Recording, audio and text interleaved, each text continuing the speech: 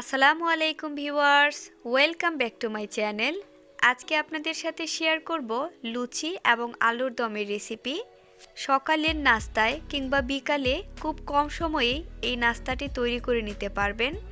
কিভাবে পারফেক্ট লুচি এবং আলুর দম তৈরি করতে হয় সেই রেসিপি আজকে আপনাদের সাথে শেয়ার করব। আশা করছি আজকের এই রেসিপিটি আপনাদের সবার কাছে অনেক ভালো লাগবে। চলুন দেখে নেওয়া যাক লুচি এবং আলুর দম তৈরির প্রস্তুত প্রণালী। প্রথমেই নিয়ে নিচ্ছি ময়দা। আমি এখানে 1 কাপ পরিমাণ ময়দা নিয়েছি। সাথে নিয়ে নিচ্ছি সামান্য পরিমাণ লবণ। লবণটা ময়দার সাথে খুব ভালোভাবে মিশিয়ে নিব। মিশিয়ে নেওয়া হয়ে গেলে এখন দিয়ে দিচ্ছি তেল। আমি এখানে 1 টেবিল চামচ তেল দিয়ে তেলটা ময়দার সাথে খুব ভালোভাবে মিশিয়ে নিব। একটু ভালোভাবে মিশিয়ে নিতে হবে, এতে লুচিটা খেতে অনেক মজার হয় আর অনেকক্ষণ সফটও থাকে। মিশিয়ে নেওয়া হয়ে গেছে। এখন পানি দিয়ে একটা খামির তৈরি করে নিব। সবটা পানি একবারে দেওয়া যাবে না, অল্প অল্প পানি নিয়ে সফট একটা খামির তৈরি করে নিতে হবে। খামিরটা যেন সফট হয় সেটা খেয়াল রাখতে হবে। খামির যদি খুব বেশি টাইট হয়ে যায় সেক্ষেত্রে লুচিগুলো শক্ত হয়ে যাবে।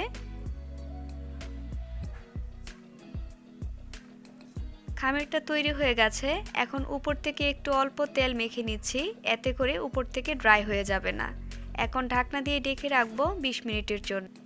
আলুর দম রান্না করতে চলে এলাম। আলুর দম রান্না করার জন্য দেশি আলু নিয়েছি 500 গ্রাম পরিমাণ। আলুগুলো ভালোভাবে সিদ্ধ করে নিয়ে উপর থেকে আমি খোসাটা ছাড়িয়ে নিয়েছি। একটা কড়াইয়ে তেল দিয়ে দিচ্ছি 2 টেবিল চামচ পরিমাণ। তেলটা হালকা গরম হয়ে আসলে মিডিয়াম সাইজের একটা পেঁয়াজ কুচি দিয়ে দিচ্ছি। পেঁয়াজটা আমি লাল করে ভেজে নিব। 200 গ্রাম টমেটো সিদ্ধ করে নিয়ে ব্লেন্ডারে ভালোভাবে ব্লেন্ড করে নিয়েছি।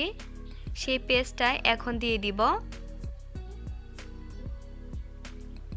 এখন দিয়ে দিচ্ছি 1 চা চামচ মরিচ, ধনিয়া 1 চা চামচ, হলুদ গুঁড়া আধা চা চামচ, পরিমাণ মতো লবণ দিয়ে দিচ্ছি।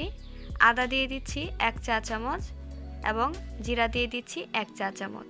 সবগুলো মশলা টমেটোর পেস্টের সাথে ভালোভাবে নেড়েচেড়ে মিশিয়ে নিব। এখন ঢাকনা দিয়ে ঢেকে রাখবো 3-4 মিনিটের জন্য।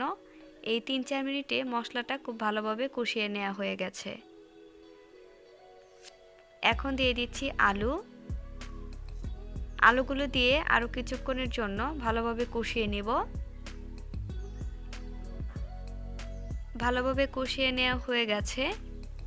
এখন দিয়ে দিচ্ছি পানি। আমি এখানে 1.5 কাপ পরিমাণ পানি নিয়েছি।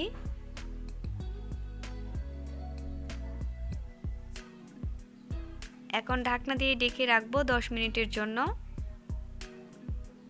এই 10 মিনিটে পানির পরিমাণটাও অনেকটা কমে গিয়েছে আর সেই সাথে খুব ভালোভাবে রান্না হয়ে গেছে। এখন কাঁচামরিচটা দিয়ে দিচ্ছি, হালকা নেড়েচেড়ে এখন দিয়ে দিব ধনিয়া পাতা। ধনিয়া পাতা দিয়ে খুব ভালোভাবে মিশিয়ে নেব। ধনিয়া পাতা দিলে আলুর দমে খুব সুন্দর একটা ফ্লেভার আসে। এখন ঢাকনা দিয়ে 2 মিনিটের জন্য অপেক্ষা করব। 2 মিনিট পর ঢাকনাটা উঠিয়ে নিচ্ছি। আলুর দমে কাঁচামরিচ এবং ধনিয়া পাতার সুন্দর একটা ফ্লেভার অ্যাড হয়েছে। এখন আমি নামিয়ে নিব।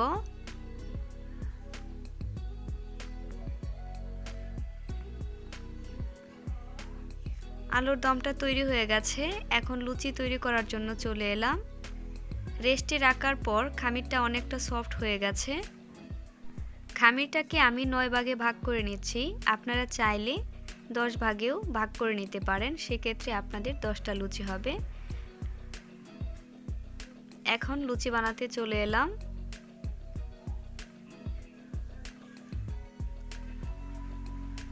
পিঁড়ি এবং বেলনে হালকা তেল লাগিয়ে নিতে হবে, এতে লুচিটা পিঁড়ির সাথে লেগে যাবে না। তৈরি করে নেওয়ার সাথে সাথে ভেজে নিতে হবে।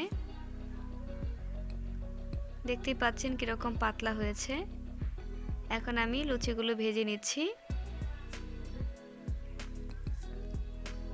লুচিগুলো ভাজার সময় উপর থেকে এভাবে তেল একটু ছড়িয়ে দিলে লুচিগুলো খুব সহজেই ফুলে যায়। লুচির এক পাশ ভেজে নেওয়া হয়ে গেছে, এখন অপর পাশটাও ভেজে নেব। দুই পাশ ভেজে নিলেই লুচিটা একদম তৈরি হয়ে গেছে।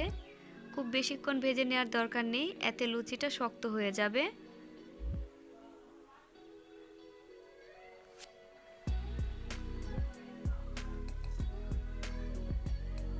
লুচির উপর থেকে হালকা একটু প্রেস করে দিলেই লুচিটা খুব তাড়াতাড়ি ফুলে যায়। দেখতেই পাচ্ছেন লুচিটা খুব সুন্দর করে ফুলে গিয়েছে। খুব বেশিক্ষণ ভেজে নিলে লুচিগুলো শক্ত হয়ে যায়। চেষ্টা করবেন দুই পাশ ফুলে উঠলেই লুচিগুলো উঠিয়ে নেওয়ার জন্য। এই লুচি দিয়ে আলুর দম খেতে ভীষণ মজার হয়। তাছাড়া চাইলে মাংস দিয়েও এই লুচি খুব মজা করে খাওয়া যায়। আশা করছি আজকের এই লুচি আলুর দমের রেসিপিটি আপনাদের সবার কাছে অনেক ভালো লেগেছে। ভালো লেগে থাকলে অবশ্যই আমাকে জানাতে ভুলবেন না।